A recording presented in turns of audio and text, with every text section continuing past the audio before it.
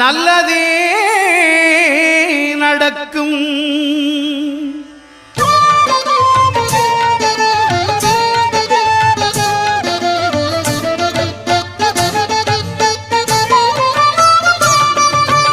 9 கோளும் ஒன்றாய் காண